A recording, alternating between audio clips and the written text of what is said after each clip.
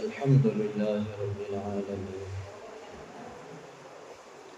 والصلاة والسلام على سيدنا المرسلين وعلى آله وأصحابه أجمعين. أما بعد، فقد قال الله تعالى في القرآن العظيم والفرقان المجيد: أعوذ بالله من الشيطان الرجيم، بسم الله الرحمن الرحيم. يا أيها الذين آمنوا اتقوا الله حق تقاته ولا تموتن إلا وأنتم مسلمون. صدق الله العظيم. قال نبينا صلى الله عليه وسلم: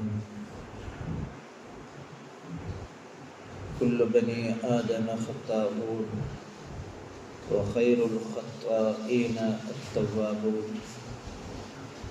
أو كما قال عليه الصلاة والسلام.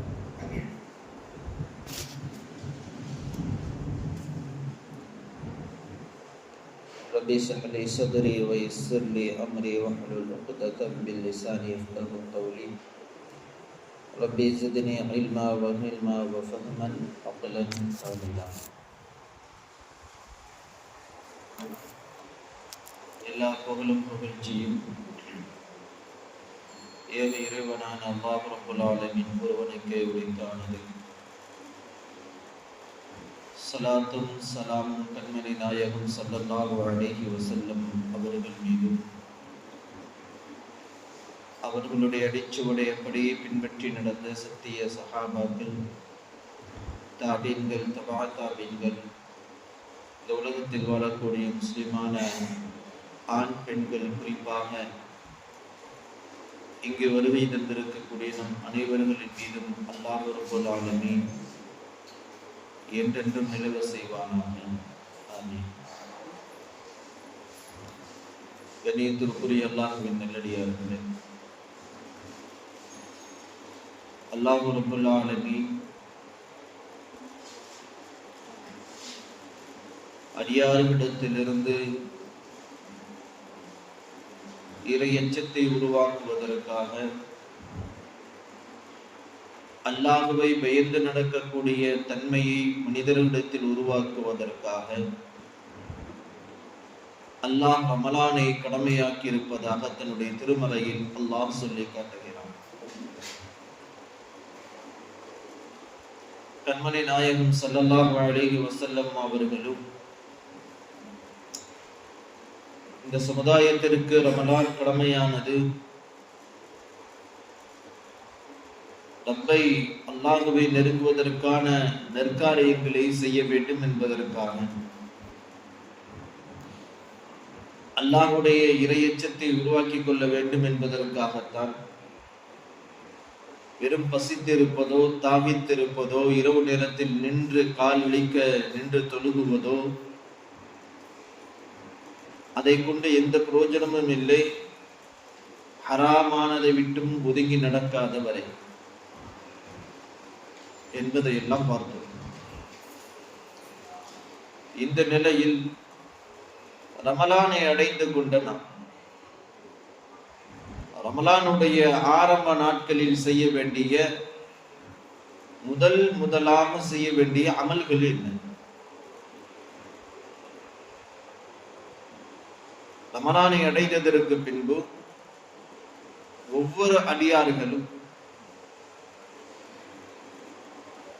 ரமலானுடைய ஆரம்ப நாட்களிலேயே அல்லாஹ்விடத்தில்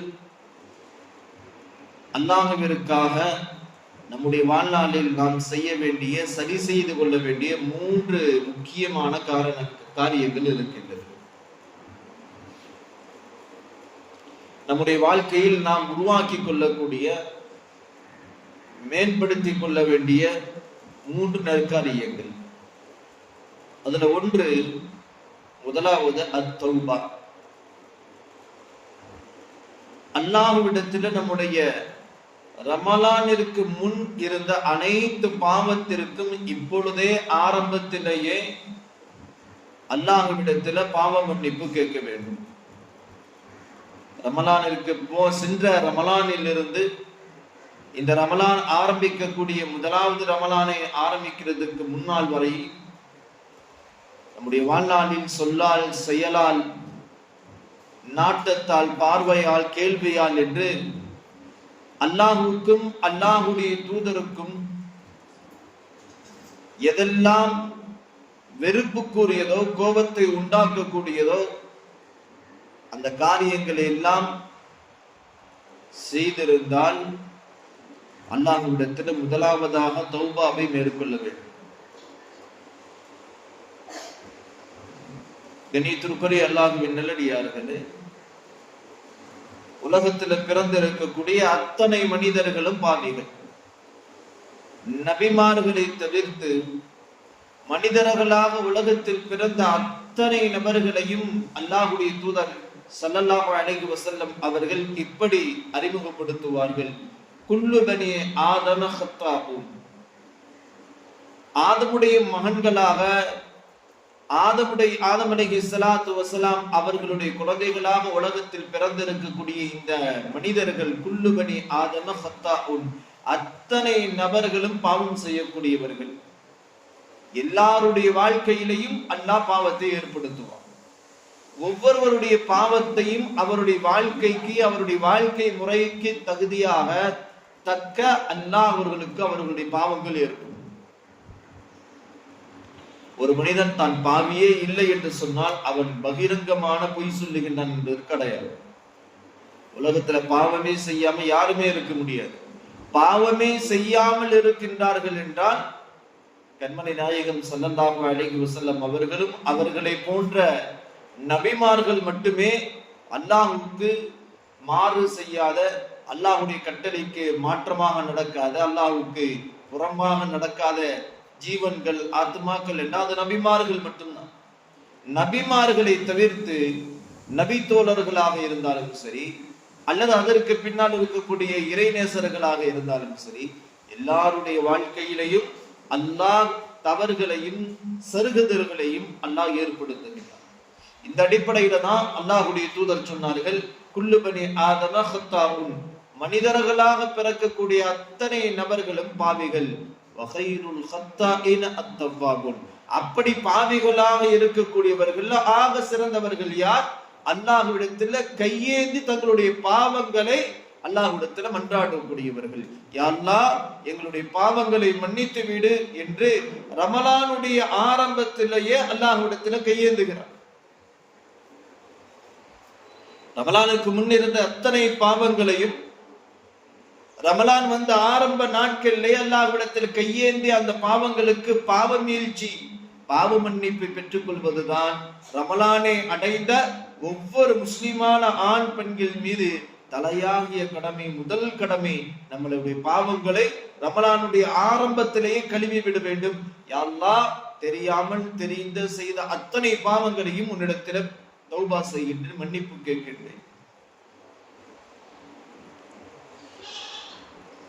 ரமலானில் நாம் செய்ய வேண்டிய முதல் காரியம் தௌபா, அல்லாஹ்விடத்துல பாவ மன்னிப்பு தேடுவது. எப்படி பாவ மன்னிப்பு தேடுவது? பாவ மன்னிப்பை பொறுத்த மட்டும் அல்லாஹ் ரப்புல் ஆலமீனும் அல்லாஹ்வுடைய தூதர் ஸல்லல்லாஹு அலைஹி வஸல்லம் அவர்களும் காட்டி தரக்கூடிய வழிமுறைகள் என்ன? தௌபா என்றால் இன்றைக்கு நாம் நினைப்பதை போன்று இரு கரங்களை ஏந்தி அல்லாஹ் அஸ்தக்ஃபிருல்லாஹுல் அலீம் வ அதூபு இலைஹ், உன்னிடத்துல தௌபா செய்கின்றேன், பாவ மீழ்ச்சி பெறுகின்றேன் என்று வார்த்தையால் சொன்னால் மட்டும் பாவங்கள் மன்னிக்கப்படாது. வார்த்தைகளால் கேட்பதால் மட்டும் பாவங்கள் மன்னிக்கவே படாது. அல்லாஹ்வுடைய தூதர் ஸல்லல்லாஹு அலைஹி வஸல்லம் அவர்கள் நமக்கு காட்டி தந்த வழிமுறையில் தௌபாவில முக்கியமாக 3 காரியங்கள் இருக்க வேண்டும். நீங்கள் ஒரு பாவத்தை முன்னிறுத்தி அல்லாஹ்விடத்துல பாவ மன்னிப்பு கேட்டால், அந்த பாவ மன்னிப்பு கேட்கக்கூடிய பாவத்தில அல்லாஹ் நம்மிடத்திலிருந்து 3 காரியங்களை எதிர்பார்க்கின்றான். அந்த 3 காரியங்கள் அந்த தௌபாவில இருந்தாதான் அந்த தௌபா அங்கீகரிக்கப்படுவதற்கு தகுதியான தௌபா. இல்லை என்றால் அல்லாஹ் அந்த தௌபாவை, பாவ மீழ்ச்சியை அல்லாஹ் அங்கீகரிப்பதே கிடையாது. இன்னும் சொல்ல போனா அது தௌபாவே கிடையாது. பேருக்காக வார்த்தையால அல்லாஹ்விடத்துல பாவ மன்னிப்பு தேடுவது ஒன்று இருக்கு, தௌபா பாவ மீழ்ச்சி செய்வது ஒன்று. கணியத்திற்குரிய அல்லாஹ்வின் நல்லடியார்களே, ரெண்டு விஷயங்களை முன்பாக நாம் விளங்கிக் கொள்ள வேண்டும். தௌபா என்பது வேற, இஸ்திக்ஃபார் என்பது வேற.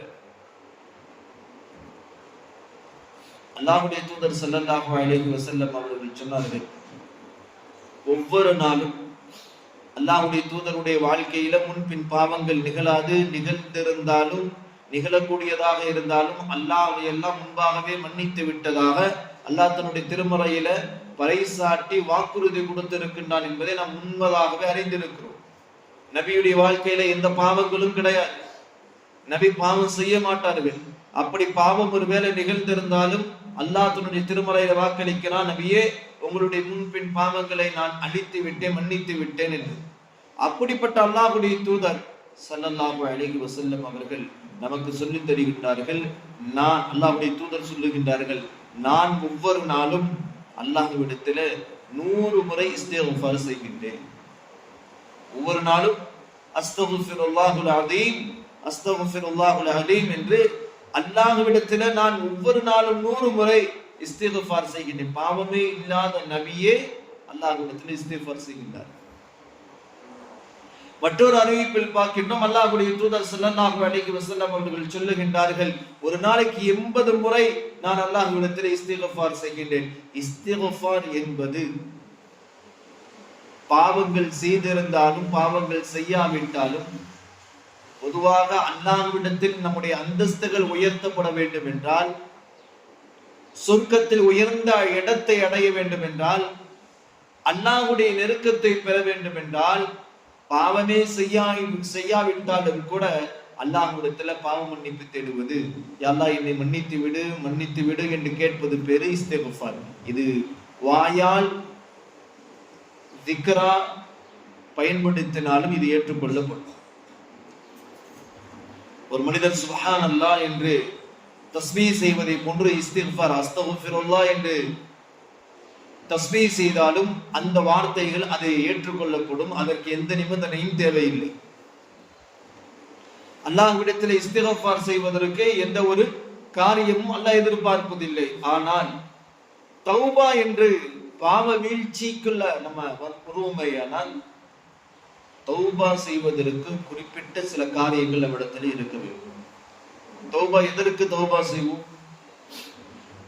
ஒரு பயங்கரமான பாவத்தை செய்திருக்கிறோம் ரமலான்லயோ அல்லது ரமலானுக்கு முன்பாகவும்,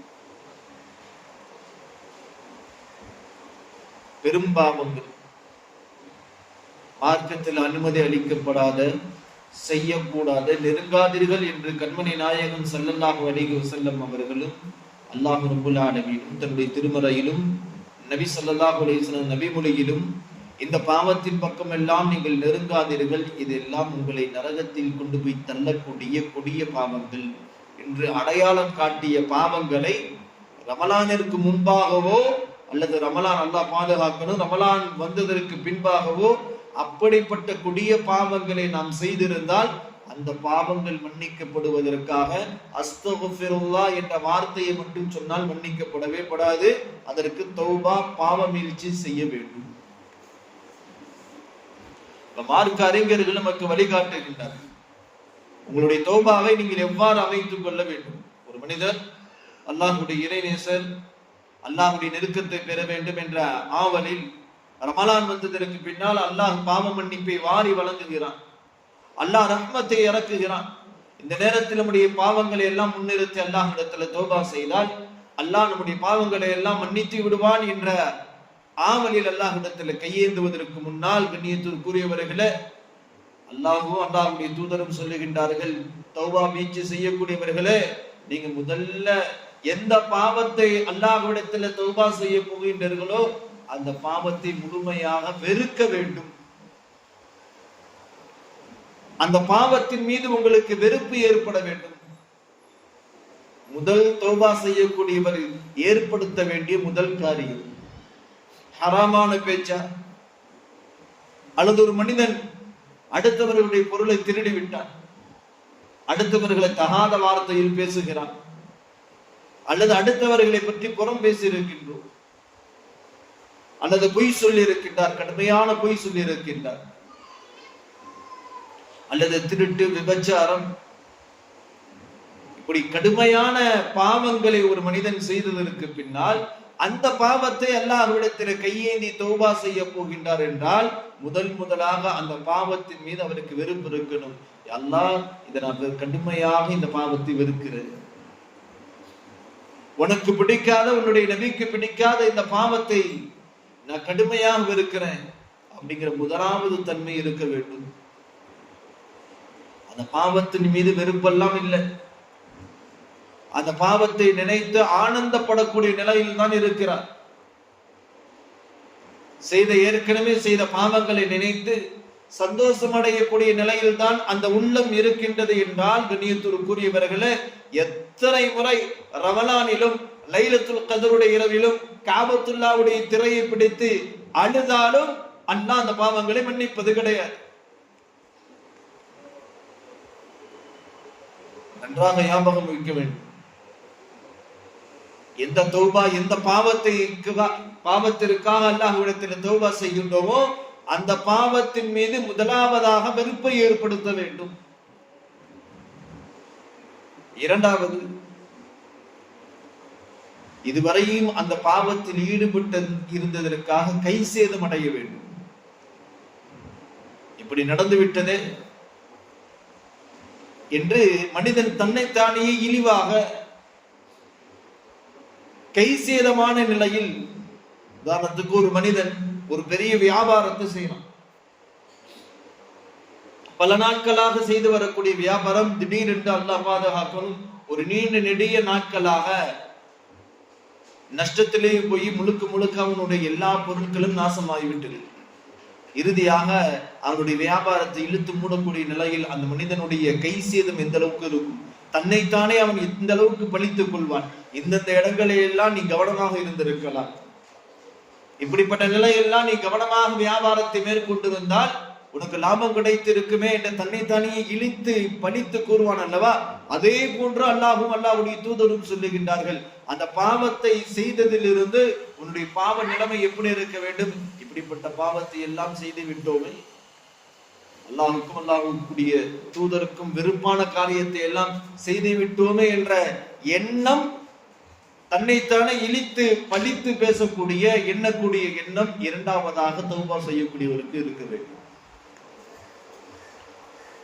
அல்லாஹ் பாதுகாக்கணும். கண்ணியத்திற்குரிய அல்லாஹ் விண்ணலடியார்களை என்று பார்த்தால் அதற்கு மாற்றமான சூழ்நிலை தான் ஏற்பட்டு இருக்கு. ஒரு மனிதன் அடுத்தவர்களுடைய பொருளை அபகரிப்பதை பெருமையாக நினைக்கின்றான். தான் சொந்த பந்தங்களுடைய சொத்துக்களில் கொஞ்சத்தை தன்னின் பக்கம் இழுத்துக் கொள்வதை புத்திசாலித்தனமாக எண்ணுகின்றான். அல்லாஹு அக்பர் கபீரா. அல்லாஹ்வுடைய தூதர் ஸல்லல்லாஹு அலைஹி வஸல்லம் அவர்கள் சொன்னார்கள், நாளை கியாமத்துடைய நாளையில் அல்லாஹ்விற்கு முன்னால் எல்லாரும் கொண்டு வந்து நிறுத்தப்படும் பொழுது உங்களுடைய சொந்த பந்தங்களிலோ அல்லது உங்களுடைய அக்கம் பக்கத்து வீட்டுக்காரர்களுடைய ஏதாவது ஒரு பொருளையோ அல்லது ஏதாவது கொஞ்ச நிலத்தையோ நீங்கள் அபகரித்திருந்தால், பிடுங்கியிருந்தால், நாளைக்கு கியாமத்துடைய நாளையில் அல்லாஹ் அந்த பூமியை, அந்த நிலத்தை, 7 பூமி வரையும் உள்ள நிலத்தை முழுமையாக கட்டி அல்லாஹ் உங்களுடைய கழுத்துகளில் தொங்க விடுவான் என்று பெருமானார் ஸல்லல்லாஹு அலைஹி வஸல்லம் அவர்கள் கூறினார்கள். இன்னைக்கு அதையெல்லாம் அடுத்தவர்களை ஏமாற்றுவதையே புலப்பாக வைத்திருக்கக்கூடிய சில நபர்கள் தங்களை பற்றி உலகத்தில் எப்படி நினைக்கின்றார்கள்? நாங்கள் எல்லாம் சாமர்த்தியவாதிகள், புழைக்க தெரிந்தவர்கள். அல்லாஹு அக்பர். கண்ணியத்திற்குரியவர்கள், அல்லாஹ் ரப்பல் ஆலமீன், அல்லாஹ்வுடைய தூதர் ஸல்லல்லாஹு அலைஹி வஸல்லம் அவர்கள் நமக்கெல்லாம் கடுமையான எச்சரிக்கை செய்த சில விஷயங்களில் பெருமானார் ஸல்லல்லாஹு அலைஹி வஸல்லம் சொன்னார்கள், 7 நபர்களுடைய துஆக்கள் அல்லாஹ்விடத்தில் மறுக்கப்படுவதே கிடையாது. இதெல்லாம் ரொம்ப கவனமாக மனதில் மனதில் பதிய வைக்க வேண்டிய விஷயம். 7 நபர்களுடைய துஆக்கள் அல்லாஹ்விடத்தில் மறுக்கப்படுவதே கிடையாது, அது உடனடியாக அங்கீகரிக்கப்படும். அதில் ஒரு மனிதர் யாரு தெரியுமா? அல் மظلوم, அநியாயம் செய்யப்பட்டவர், அவருக்கு அநீதி இழைக்கப்பட்டிருக்கு. சொத்தால் அல்லது அவருடைய பொருளாதாரத்தால் அல்லது அவருடைய உரிமைகள் பறிக்கப்பட்டு ஏதாவது ஒரு நிலையில் அவர் ஏதாவது ஒரு நிலைமையில் மற்றவர்களால் அநீதம் செய்யப்பட்டிருக்கின்றார். தெளிவாக தெரிகின்றது இவருக்கு அநீதம் இழைக்கப்பட்டிருக்கு. அல்லாஹ்வுடைய தூதர் ஸல்லல்லாஹு அலைஹி வஸல்லம் அவர்கள் பல இடங்களில், இன்னும் அல்லாஹ்வுடைய தூதர் எந்த அளவுக்கு என்றால் தன்னுடைய நபி தோழர்களை சில நாடுகளுக்கு அதிபதிகளாக கவர்னர்களாக அனுப்பி வைக்கும் பொழுது பெருமானார் ஸல்லல்லாஹு அலைஹி வஸல்லம் எத்தனையோ முக்கியமான உபதேசங்களை எல்லாம் செய்யும் பொழுது அல்லாஹ்வுடைய தூதர் இதையும் ஒரு உபதேசமாக சேர்ப்பார்கள். என்னுடைய தோழரே, மதுலூமுடைய துஆக்களை விட்டு எச்சரிக்கையாக இருங்கள். அநியாயம் செய்யப்பட்டவருடைய பத்துஆவை விட்டு ஒதுங்கிக்கொள். நபி தோழர்களுக்கு அல்லாஹ்வுடைய தூதர் ஸல்லல்லாஹு அலைஹி வஸல்லம் செய்யக்கூடிய மிக அரிய உபதேசங்கள்ல இதுவும் ஒன்று. எந்த அளவுக்கு அல்லாஹ்வுடைய தூதர் சொன்னார்கள், வலவு கான காஃபிரன், அநியாயம் செய்யப்பட்டவர் முஸ்லிம் அல்ல, அவர் மாற்றாராக இருக்கிறார், யூதனாக இருக்கிறார். ஆனா அவரை ஏமாற்றியவர் முஸ்லிம். ஒரு ஈமான் கொண்டவர் ஒரு காஃபிரை ஏமாற்றுறார், ஒரு ஈமான் கொண்டவர் ஒரு யூதனை ஏமாற்றுகின்றார், ஒரு ஈமான் கொண்டவர் ஒரு கிறிஸ்தவனை ஏமாற்றுகின்றார். இந்த கிறிஸ்தவன், இந்த யூதன், இந்த இந்து அல்லாஹ்விடத்துல கையேந்துறான். அல்லாஹ் என்று இல்ல, பொதுவா கையேந்துறான். அல்லாஹ் எனக்கு அநீதம் இணைக்கப்பட்டிருக்கு என்று அவன் கண்ணீர் விட்டு பத்துவா செஞ்சா அல்லாஹ்வுடைய தூதர் ஸல்லல்லாஹு அலைஹி வஸல்லம் சொன்னார்கள், அவர்கள் மாற்றார்களாக இருந்தாலும் அல்லாஹ் அவர்களுடைய அந்த குமுறலை, அந்த வார்த்தையை, அந்த குரலை அல்லாஹ் அங்கீகரிக்கின்றார். நவுதுபில்லாஹ். யாருக்கு எதிரா? ஒரு முஸ்லிம், அந்த யூதன், அந்த கிறிஸ்தவன், அந்த மாற்றார் இவரை சபிச்சிருந்தார், இவர் குடும்பத்தை சபிச்சிருந்தார், இவருடைய உடல் ஆரோக்கியத்தை சபிச்சிருந்தார், கண்டிப்பாக அல்லாஹ் ரப்பல் ஆலமீன் அந்த துஆவை, அந்த பத்துஆவை அல்லாஹ் இவருக்கு அங்கீகரிக்கின்றார். அல்லாஹ்வுடைய தூதர் ஸல்லல்லாஹு அலைஹி வஸல்லம் சொன்னார்கள், கண்ணியத்திற்குரியவர்களே, அடுத்தவர்களுடைய சொத்துக்களுடைய விஷயத்திலேயோ அடுத்தவர்களுடைய உரிமைகளுடைய விஷயத்திலேயோ ஒருபோதும் அநியாயமாக நடந்து கொள்வதை நாம் நல்லது என்றோ அல்லது நம்முடைய குழந்தைகளுக்கு அது ஆரோக்கியமான விஷயம் என்றோ ஒருபோதும் நினைக்க கூடாது. அந்த ஆர்வம் மட்டும் கூடாது. அது சிறு தொகை, 1 ரூபாயாக இருந்தாலும் சரி, அநியாயமாக அடுத்தவரிடத்திலிருந்து எடுக்கப்பட்டது 1 நயா பைசாவாக இருந்தாலும் சரி, அது அவருக்குரிய உரிமை, அவருடைய சொத்து, அவரிடத்தில் கொண்டு போய் சேர்ப்பது கட்டாய கடமை. அல்லாஹ்வுடைய தூதர் ஸல்லல்லாஹு அலைஹி வஸல்லம் அவர்கள் சொன்னார்கள், தௌபா செய்வதற்கு முன்னால் நீங்கள் செய்த பாவத்தை நினைத்து கை சேதப்பட வேண்டும். முதல் காரியம் அந்த பாவத்தை வெறுக்க வேண்டும். இரண்டாவது, அந்த பாவத்தை நாம் செய்ததை நினைத்து நம்மை நாமே வரித்துக் கொள்ள வேண்டும். மூன்றாவது, அல்லாஹ்வுடைய தூதர் ஸல்லல்லாஹு அலைஹி வஸல்லம் அவர்கள் சொன்னார்கள், மூன்றாவது ஒரு மனிதன் தௌபா செய்யக்கூடிய மனிதனிடத்தில் இருக்க வேண்டியது, இனிமே வரக்கூடிய காலங்களில் என்னுடைய மூத்து இருக்கும் வரை, இன்றைக்கு நான் எந்த பாவத்தை முன்னிறுத்தி அல்லாஹ்விடத்திலே கையேந்தி யா அல்லாஹ் என்னுடைய பாவங்களை மன்னித்து விடு என்று அல்லாஹ்விடத்திலே கதறுகின்றோமோ, அந்த குறிப்பிட்ட பாவத்தை என்ன வேண்டும், யா அல்லாஹ் நீ இந்த பாவத்தை மன்னித்து விட்டால் இனிமே என்னுடைய வாழ்நாள் முழுவதும் இந்த பாவத்தின் பக்கம் நான் நெருங்க மாட்டேன், ஏறெடுத்து பார்க்க மாட்டேன். மூன்றாவது காரியம், அந்த பாவத்தின் பக்கம் நெருங்க மாட்டேன், இனிமேல் செய்ய மாட்டேன் என்ற உறுதி இருக்க வேண்டும். ஆனா ஒரு மனிதருக்கு அந்த பாவத்தின் மீது வெறுப்பு இருக்கு, அந்த பாவத்தை ஏன் செய்தோம் என்று தன்னைத்தானே வருத்திக் கொள்ளக்கூடிய எண்ணம் இருக்கு. ஆனா இனிமேல் செய்யக்கூடாதுங்கிற எண்ணம் இல்லை என்றால் இந்த தௌபாவும் அல்லாஹ்விடத்தில் அங்கீகரிக்கப்படாது. கண்ணியத்திற்குரியவர்களே, அல்லாஹ் ரப்பல் ஆலமீன் ரமலானை அடைந்து நாம் செய்ய வேண்டிய முதலாவது காரியம், நம்முடைய பாவங்களுக்கு அல்லாஹ்விடத்தில் தௌபாவை மேற்கொள்ள வேண்டும்.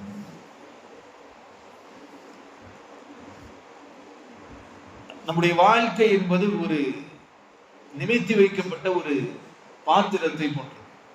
அந்த பாத்திரத்துல ஏற்கனவே நஞ்சுக்கள் எல்லாம் இருந்துச்சுன்னா, விஷம் நிறைந்த பாத்திரமாக இருக்கு, அதுல ரமலான் என்ற பாலை எந்த அளவுக்கு ஊத்தினாலும் அந்த பாலும் சேர்த்து நெஞ்சாக மாறும். இதே போட்டுதான் வாழ்க்கையும். ரமலானுக்கு முன்னே இருக்க வாழ்க்கை எல்லாம் முழுக்க முழுக்க அல்லாஹ்வுக்கு ஹராமான செயல்கள், அல்லாஹ்வுக்கு வெறுப்பான காரியங்கள், எல்லா பாவங்களும் நம்முடைய வாழ்க்கையில் சேர்ந்து சேர்ந்து இப்ப ரமலான் வந்ததற்கு பின்னாடியும் அந்த பாவத்திலிருந்து நம்மளால் விடுபட முடியவில்லை. எத்தனையோ நபர்களை பார்க்கின்றோம். ரமலான் வந்ததற்கு பின்னால் ரமலானை கண்ணியப்படுத்த வேண்டும், ரமலானில் நல்ல காரியங்கள் செய்ய வேண்டும், ரமலானில் எப்படியாவது அல்லாஹ்வை நெருக்கத்தை அடைந்து விட வேண்டும், நானும் அல்லாஹ்வுக்கு பிரியமான அடியார்களில் ஒரு அடியானாக நானும் மாறிவிட வேண்டும் என்ற எண்ணம் எத்தனையோ முஸ்லிமான ஆண் பெண் குழந்தைகளுக்கும் ஆண்களுக்கும் பெண்களுக்கும் இருக்கின்றது. ஆனால் அதன் பக்கம் நெருங்க முடியவில்லை என்ற காரணம் என்ன தெரியுமா? ஏற்கனவே நாம் செய்து வைத்திருக்கக்கூடிய இந்த பாவ சுமைகள் ஏற்கனவே நம்முடைய உள்ளத்தில் இருக்கு. அந்த உள்ளத்துல அந்த பாவத்தை அழிக்காம, அந்த பாவத்தை துடைக்காம நல்ல அமல்களை சேர்ப்பது, தௌபா செய்வது அல்லது இஸ்திக்ஃபார் செய்வதெல்லாம் பிரயோஜனம் இல்லாம பயனில்லாத பொருளாக மாறி. பெருமானார் ஸல்லல்லாஹு அலைஹி வஸல்லம் அவர்கள் அழகான ஒரு வார்த்தையை சொல்லுவார்கள். உள்ளத்திற்கு உதாரணம் எப்படி தெரியுமா? உள்ளம் 2 வகை. பெருமானார் ஸல்லல்லாஹு அலைஹி வஸல்லம் அவர்கள் சொன்னார்கள், ஒரு மனிதன் தன்னுடைய வாழ்நாளில் முதலாவதாக ஒரு பாவத்தை செய்வான். அந்த பாவத்தை செய்த உடனே அவனுடைய உள்ளத்தில் ஒரு கருப்பு புள்ளியை அல்லாஹ் ஏற்படுத்துவான். பொதுவாக மனிதர்களுடைய எல்லாருடைய உள்ளங்களும் ஒளிமிக்கதாக வெண்மையானதாக இருக்கும். அல்லாஹ்வுடைய தூதர் சொன்னார்கள், ஒரு அடியான் அல்லாஹ்வுக்கும் அல்லாஹ்வுடைய தூதருக்கும் மார்க்கத்திற்கும் புறம்பான ஹராமான செயலை செய்தவுடன் அவனுடைய உள்ளத்தில் அல்லாஹ் ஒரு கருப்பு புள்ளியை ஏற்படுத்துவான். அவன் தௌபா செய்து அந்த பாவத்திலிருந்து பாவ மீழ்ச்சி பெற்றுக் கொண்டால் அந்த கருப்பு புள்ளி அழிக்கப்படும், மீண்டும் அந்த உள்ளம் வெண்ணிறமாக மாறிடும். இல்ல செய்த பாவத்திற்கு தௌபா இல்லாமல் மீண்டும் அதே பாவத்தை செய்கின்றான் அல்லது வேற ஒரு ஹராமான பாவத்தை செய்தால் அல்லாஹ்வுடைய தூதர் சொன்னார்கள், அந்த உள்ளத்தில் மீண்டும் இன்னொரு கருப்பு புள்ளி வைக்கப்படும்.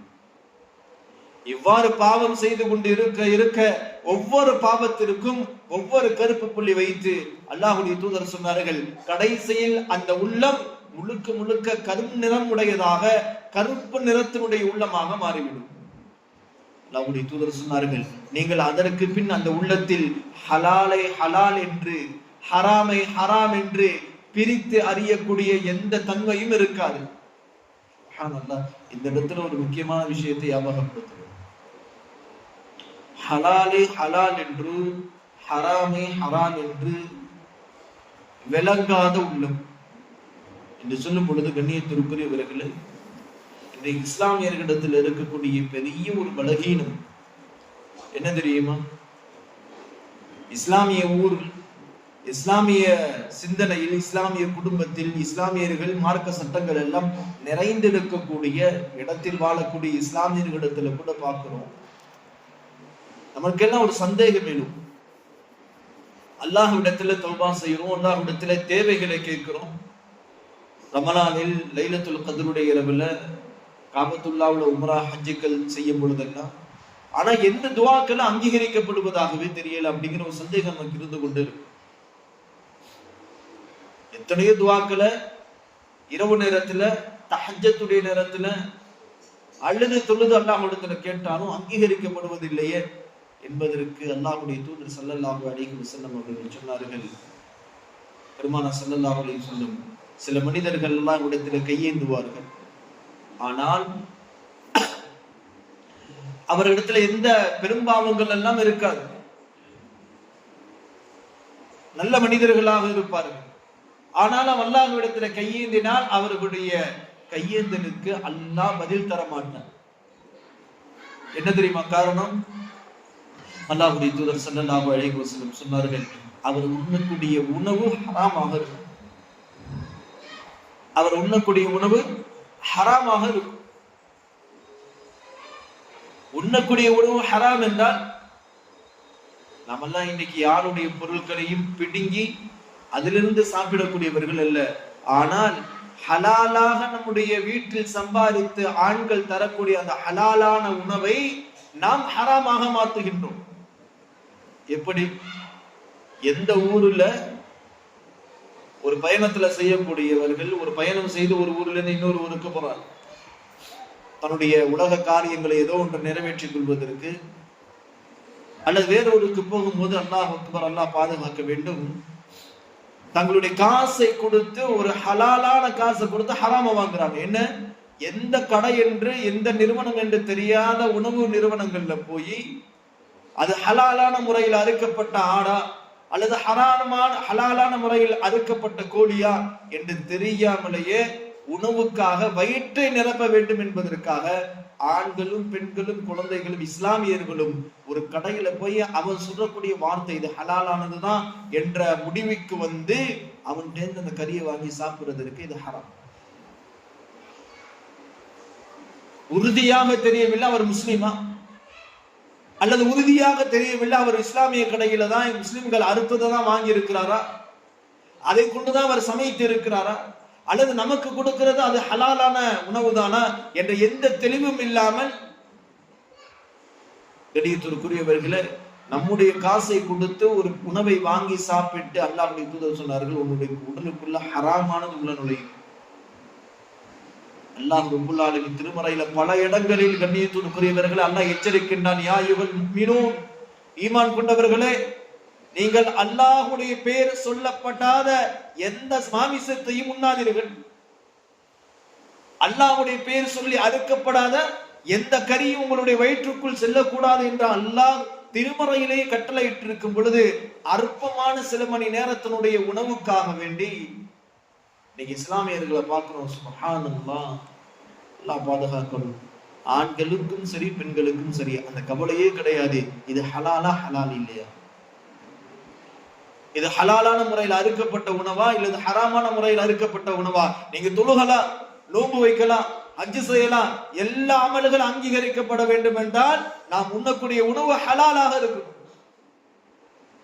அல்லாஹ்விற்கு புறம்பாக அல்லாஹ்வுடைய பெயர் சொல்லி அறுக்கப்படாத உணவை உட்கொண்டதுக்கு பின்னாடி அல்லாஹ்விடத்துல கையேந்திரம் தௌபா செய்யறோம் என்றால் அந்த தௌபா உள்ள கேள்வி, அது அங்கீகரிக்கப்படுமா?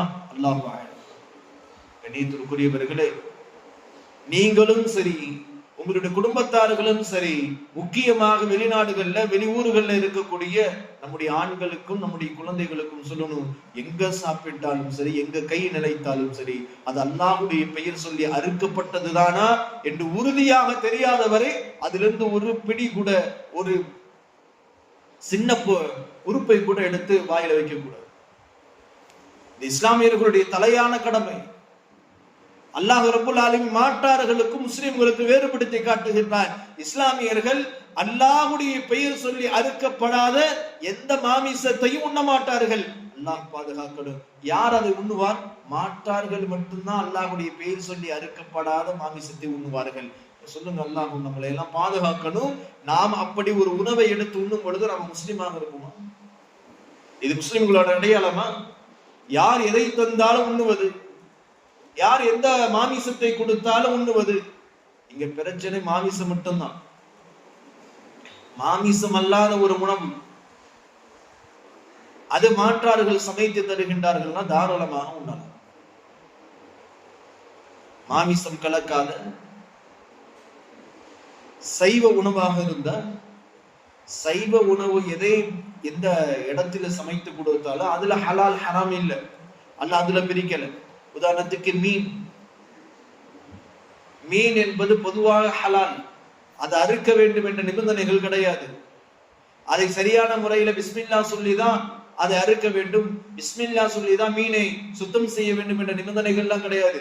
அதை யாரு சுத்தம் செய்தாலும் அது ஹலால் ஆயிரும். மீன் உணவை எடுத்து ஒரு மனிதர் வெளியிலேருந்து வாங்கி சாப்பிடுறாருன்னா ஹலால், அது எந்த கடையில இருந்து வாங்கி சாப்பிட்டாலும் சரி. ஆனா அல்லாஹ்வுடைய பெயர் சொல்லி சரியான முறையில பிராணிகளை படுக்க போட்டு அதனுடைய கத்தியை அதனுடைய குதவடையில கொடுத்து அறுக்கிற முறை இருக்கு இஸ்லாத்துல. அந்த முறையெல்லாம் பின்பற்றி செய்யக்கூடிய ஆடு, மாடு, ஒட்டகம் மற்ற சாப்பிடுவதற்கு தகுதியான உயிருள்ள பிராணிகளை அறுத்து நமக்கு கொடுக்க வேண்டும் என்றால் அதுல மார்க்கம் அனுமதித்த விஷயங்கள் எல்லாம் கவனிக்கணும். கண்ணியத்திற்குரியவர்களை பல இடங்கள்ல இந்த விஷயங்களை நாம் தவற விடுகின்றோம். உதாரணத்துக்கு ஒரு இஸ்லாமியர்கள் குறைவாக இருக்கக்கூடிய ஒரு இடத்துக்கு போறோம். அந்த இடத்துல இஸ்லாமியர்களுடைய கடைகள் இருப்பதும் குறைவு, மாமிசம் வாங்குவதும் குறைவு. அந்த இடத்துல ஒரு கடையில ஹலாலுங்கிற ஒரு முத்திரையை போட்டு இருக்கிற வெறும் ஒரு போர்டுல, கடைக்கு வெளியில வைத்து இருக்கக்கூடிய ஒரு போர்டுல ஹலால் என்று போட்டிருக்கிறாரு. ஆனா அதனுடைய பெயரை பார்த்தா அது மாற்றாளர்களுடைய பெயர். இந்த ஹோட்டலுடைய அந்த உணவகத்தினுடைய பெயர் மாற்றாளர்களுடைய பெயர். ஆனா அவர் ஒரு ஹலாலுங்கிற முத்திரையை போட்டிருக்கிறார். கண்ணியத்திற்குரியவர்களே, அந்த ஒரே ஒரு முத்திரையை பார்த்து நம்முடைய ஈமான் எந்த அளவுக்கு பலகீனமாக இருந்தா அவர்கிட்ட வாங்கி நம்ம சாப்பிடுவோம். அவர் சொன்ன அந்த ஹலாலுங்கிற முத்திரையை நம்பி நம்ம அவர்கிட்ட வாங்குறோம். எந்த அதாவது முஸ்லிம்கள் ஹலாலானதை தான் உண்ண வேண்டும் என்று எந்த காஃபிர்களுக்கு நல்ல எண்ணம் கிடையாது, எந்த யூதனுக்கும் நல்ல எண்ணம் இல்லை, எந்த கிறிஸ்தவனுக்கு நல்ல எண்ணம் இல்லை. எந்த அளவுக்கு நல்ல எண்ணம் இல்லை என்றால், கண்ணியத்திற்குரியவர்களே, நாம் உண்ணக்கூடிய இஸ்லாமியர்கள் உண்ணக்கூடிய ஒவ்வொரு உணவிலையும் ஹராமான பன்றி கொழுப்புகளை கலப்பதே இந்த யூத நசராக்களுடைய வேலை. இந்த உலகளாவிய பிரச்சனை. ஒவ்வொரு இடத்திலையும் ஒவ்வொரு உணவுலையும் ஒவ்வொரு குடிக்கக்கூடிய பானங்கள்லையும் நாம் குழந்தைகளுக்கு கொடுக்கக்கூடிய சின்ன சின்ன உணவுப் பொருட்கள்ல கூட நாய் பன்றியினுடைய கொழுப்புகளை கலக்கக்கூடியதுதான் அவர்களுடைய தலையாய கடமை. ஏனென்றால் அவர்கள் இஸ்லாமியர்களுடைய ஒரு இஸ்லாமியனுடைய உள்ளத்துல வயிற்றுக்குள்ள ஹராமானது நுழைக்கிறது அவர்களுடைய தலையாய கடமையாக நினைக்கிறார். அப்படிப்பட்ட நபர்கள்ல போய் கண்ணியத்திற்குரியவர்கள் எப்படி நம்ம உணவுகளை வாங்கி சாப்பிட்டதற்கு பின்னாடியும் கூட நாம் அல்லாஹ்விடத்தில் நம்முடைய துவாக்களும் நம்முடைய தௌபாக்களும் அங்கீகரிக்கப்பட வேண்டும் என்றால் எப்படி அங்கீகரிக்கும்? அதனால இந்த பாவத்தை இதை முக்கியமாக நம்ம கவனத்துல கொண்டு எங்க பயணம் செய்தாலும் சரி, எங்க போனாலும் சரி, உறுதியாக அது ஹலால்னு தெரியலன்னா அந்த இடத்துல வாங்கவே கூடாது. நாமும் சரி, நம்முடைய குடும்பத்தார்களும் ஆண்களுக்கு முக்கியமாக சொல்லணும். அதிலும் முக்கியமாக கண்ணியத்திற்குரியவர்களே, நமக்கு அருகாமையில் இருக்கக்கூடிய பக்கத்து ஊர்ல இருக்கக்கூடிய அதிகமான கடைகள்ல ஹலாலே கிடையாது. பட்டுக்கோட்டையில இருக்கக்கூடிய பெரும்பான்மையான கடைகள்ல எதுவுமே ஹலால் இல்லை, எல்லாம் ஹராமான பொருள். அங்க அதிகமான ஹராமான பொருட்களை வாங்கிதான் அங்க சமைக்கிறாங்க. ஆனாலும் அந்த இடத்துக்கு போனதுக்கு பின்னாடியும் கூட நம்ம மாமிசங்களை ஹலாலுன்னு சொன்னதுக்கு அந்த ஒரு வார்த்தைக்காக வாங்கி சாப்பிட்டோம். இந்த KFCன்னு சொல்லுவாங்க. உலகத்துல துபாய் போன்ற அரபி நாடுகளை தவிர்த்து மற்ற எல்லா நாட்டிலையுமே KFC அவர்களுடைய முகம் அந்த முன்னாடி கொடுக்கக்கூடிய அந்த விளக்கத்துல தெளிவாக கொடுக்கின்றார்கள். நாங்க ஹலாலான முறையில எந்த பிராணியையும் அறுப்பது கிடையாது. ஆனாலும் நம்ம போகக்கூடிய எல்லா இடத்திலையும் KFC வாங்கி சாப்பிடுறோம். நம்முடைய குழந்தைகளுக்கும் கொடுக்கும். முழுக்க ஹராம் இல்லையா? ஹலாலான கணவன் தந்தை சம்பாதிச்ச காசை கொடுத்து ஹராமான வாங்கி அல்லாஹ்வுடைய பெயர் சொல்லப்படாததை வாங்கி உண்ணுவது எவ்வளவு பெரிய ஈமானுக்கு பாதகம், அல்லாஹ் ரசூலுக்கு வெறுப்பான காரியம். அல்லாஹ் திருமறையில தெளிவாக ரப்புடைய பேர் சொல்லி அறுக்கப்படாததை வாங்கி உண்ணாதீர்கள் என்று சொன்னதுக்கு பின்னாடி கூட அந்த பொருட்களை வாங்கி சாப்பிடுவது அல்லது குழந்தைகளுக்கு கொடுப்பது எப்படி ஈமானுடைய உணர்வு இருக்கும்? இன்றைக்கு இஸ்லாமியர்களுக்கு அல்லாஹ்வுடைய உதவி கிடைக்கல என்பதற்கு இதுவும் ஒரு காரணம். ஏன்னா ஈமானுடைய உணர்வு இல்லாமல் போகுது. அல்லாஹ்வுடைய பேர் சொல்லப்படாத உணவுகள் போய் செமிச்சு அது மனிதனுடைய உடல்ல இரத்தமாக மாறும் பொழுது அதனுடைய பிரதிபலன் மனிதனுடைய செயல்கள்ல தெரியும். அல்லாஹ் நம்மளை எல்லாம் பாதுகாக்கணும். கண்ணியத்திற்குரியவர்களே, ரொம்ப கவனமாக இருங்க. அது ரமலானுடைய காலத்துல இஃப்தாருக்கென்று பல நபர்கள் இது போன்ற கடைகள்ல இருந்து வாங்கி உங்களுக்கு அன்பளிப்பாக கொடுப்பார்கள். ஒருபோதும் அவர்களுடைய மனது புண்பட்டாலும் சரி, தெளிவாக சொல்லுங்கள், ஹராமானது இந்தந்த கடைகளில் இந்தந்த நிலைமையில வாங்கினா இது ஹராம், இது அல்லாஹ்வுக்கும் ரசூலுக்கு பிடிக்காது, இதுல ஒரு அணு எடுத்து கூட நான் உண்ண மாட்டேன். சுப்ஹானல்லாஹ், எந்த அளவுக்கு தெரியுமா? இஃப்தாருடைய ஒரு பெரிய கூட்டத்தை, நண்பர்களுடைய கூட்டத்தை அழைத்துக் கொண்டு இஃப்தாருடைய நிகழ்ச்சியை KFCல வச்சு துறக்கிறாரு. இஃப்தார் எங்க செய்யறாரு? ஹராம் நிறைந்த இடத்துல. அது எந்த பொருளுமே ஹலால் இல்லை. எப்படி இவருடைய நோன்பு அங்கீகரிக்கப்படும், இவருடைய துவா அங்கீகரிக்கப்படும், எப்படி அல்லாஹ் இவரை புரிந்து கொள்வான்? அல்லாஹ் ரப்பல் ஆலமீன் நம்மளை எல்லாம் பாதுகாக்க வேண்டும். கண்ணியத்திற்குரியவர்களே, தௌபாவை அல்லாஹ்விடத்திலே நாம் மேற்கொள்வதற்கு முன்பாக நாம் செய்ய வேண்டிய 3 காரியங்கள். ஒன்று, முதலாவதாக அந்த பாவத்தை நினைத்து வருந்துவது, அந்த பாவத்தின் மீது வெறுப்பை ஏற்படுத்துவது. இரண்டாவது, இது நாம் அந்த பாவத்தை செய்ததற்காக கை செய்தப்படுவது. மூன்றாவது, அந்த பாவத்தை இனிமே என்னுடைய வாழ்நாளில் செய்யவே மாட்டேன் என்ற உறுதியான எண்ணத்தை கொள்வது. இதெல்லாம் பொதுவாக எல்லாருடைய தௌபாவிலையும் இருக்க வேண்டிய 3 சாரம்சங்கள். இது இல்லாம ஒருபோதும் நம்முடைய துவாக்கள் அங்கீகரிக்கப்படாது, நம்முடைய தௌபாக்கள் அங்கீகரிக்கப்படாது. 4வது ஒரு காரியம். இந்த காரியம் சில நபர்களுக்கு தேவை, சில நபர்களுக்கு தேவைப்படாது. யாருக்கு தேவைப்படும்? ஒரு மனிதர் அல்லாஹ்விடத்துல கையேந்துகிறார், யா அல்லாஹ் என்னுடைய பாவங்களை மன்னித்து விடு. ஆனால் அவர் எந்த பாவத்தை அல்லாஹ்விடத்திலே மன்னித்து விடு என்று கேட்கிறாரோ, அவர் அந்த பாவத்தை அல்லாஹ்வுடைய பாவமாக, சில பாவங்கள் இருக்கிற ரப்புக்கு செய்யக்கூடிய மாற்றங்கள். உதாரணத்துக்கு மது அருந்துறது அல்லாஹ்வுக்கு அல்லாஹ் வெறுத்து அல்லாஹ் ஹராமாக்கியது. அதே போன்று பொய் சாட்சி சொல்வது, அடுத்தவர்களை திட்டுவது, இது போன்ற வார்த்தைகள் எல்லாம். ஆனா ஒரு மனிதர் அடுத்தவர்களுடைய பொருளை பிடுங்கி கொண்டு அந்த பாவத்திற்காக அல்லாஹ் இடத்துல தௌபா கேட்கிறார். பாவம் நபி, யா அல்லாஹ் இன்னாருடைய பொருளை, இன்னாருடைய சொத்தை நான் பிடுங்கி கொண்டேன், அல்லாஹ் இந்த பாவத்தை மன்னித்து விடுன்னு சொன்னா, இப்ப நாம் சொன்ன 3 காரியமும் இருக்கணும். முதல்ல அந்த பாவத்தை நினைத்து வருந்தணும், வெறுக்கணும், நம்மின் மீது வருத்தம் ஏற்படணும். இனிமே அப்படிப்பட்ட பாவங்களை செய்ய மாட்டேன் என்று சொல்லுவதோடு, நினைப்பதோடு, எந்த அளவுக்கு அந்த அடுத்தவருடைய பொருளை நாம் அபகரித்து இருக்கிறோமோ அந்த பொருளை திருப்பி அவரிடத்துல கொடுக்கணும். இது 4வது நிபந்தனை. ஒரு மனிதனிடத்திலிருந்து சில பொருட்களை, சில காசு பணங்களை அவருக்கு தெரியாமலேயோ தெரிந்தோ பிடுங்கி கொண்டோம். இந்த தௌபா மன்னிக்கப்பட வேண்டும் என்றால் அந்த பொருள், அந்த தொகை அந்த உரிய நபரிடத்துல ஒப்படைக்கப்பட்டு இருக்க வேண்டும். ஒரு மனிதரை கேவலப்படுத்தி இருக்கிறோம், சபைக்கு முன்னால் வைத்தால் அது தனிமையில், அப்படி இருந்தால் அவரிடத்தில் அவருக்குரிய மன்னிப்பை கேட்டதுக்கு பின்னாடி தௌபா செய்வது. இப்படி அடுத்தவர்களுக்கு செய்ய வேண்டிய கடமைகளில் குறைவு செய்து அந்த பாவத்திற்கு அல்லாஹ்விடத்தில் தௌபா செய்ய வந்தால், இந்த 3 ஏற்கனவே முன் சொன்ன 3 காரியங்களோடு சேர்த்து 4வது, அந்த மனிதனிடத்துல தௌபாவுக்கு முன்னாடி அவரிடத்துல மன்னிப்பு கேட்டிருக்கணும். தெரியாமல் நான் நடந்து கொண்டே என்னை மன்னித்து விடுங்கள், அல்லது உங்களுக்கு சேர வேண்டிய தொகை இந்த இருக்கு, இதை பெற்றுக்கொண்டே என்னை மன்னித்து விடுங்கள், உங்களுடைய சொத்துக்கள்ல இந்த பொருட்களை எல்லாம் நான் எடுத்துக்கொண்டு அந்த பொருட்கள்லாம் உங்களுக்கு திருப்பி கொடுக்கப்படுது, நீங்க என்னை மன்னித்து விடுங்கள் என்று அடுத்தவர்களுக்கு செய்யக்கூடிய ஹக்குல, அவர்களுடைய உரிமையில நாம் குறைவு செய்திருந்தால் அந்த பாவத்திற்கு அல்லாஹ்விடத்துல தௌபா செய்வதற்கு முன்பாக அந்த பொருள் அவர்களிடத்துல, அந்த உரிமை அவர்களிடத்துல கொடுக்கப்பட்டு இருக்கணும், மன்னிப்பு கேட்கப்பட்டிருக்கணும். இது 4வது நிபந்தனை. இந்த 4 நிபந்தனைகள் இருந்தால்தான் அல்லாஹ் தௌபாக்களை அங்கீகரிக்கிறார்.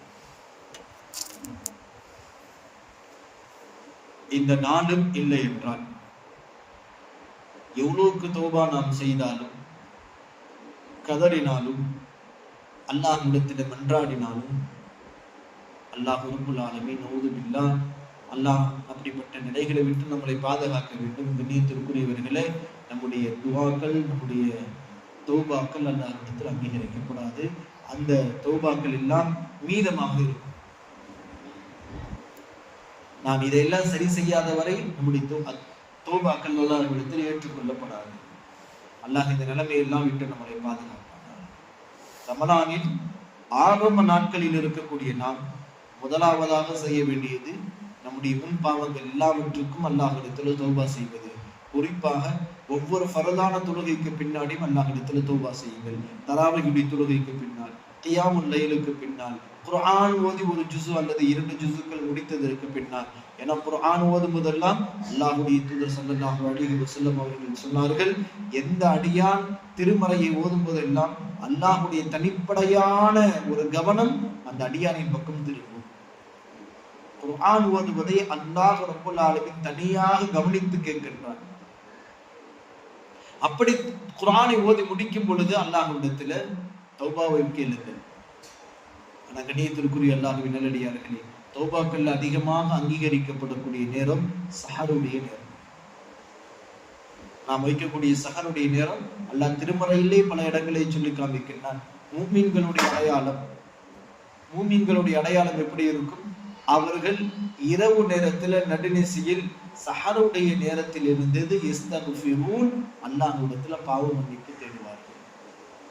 அதனால சஹருடைய நேரத்துல கொஞ்ச நேரங்களை ஒதுக்கி அல்லாஹ்விடத்தில் குறைந்தது தௌபாவது செய்யுங்கள்.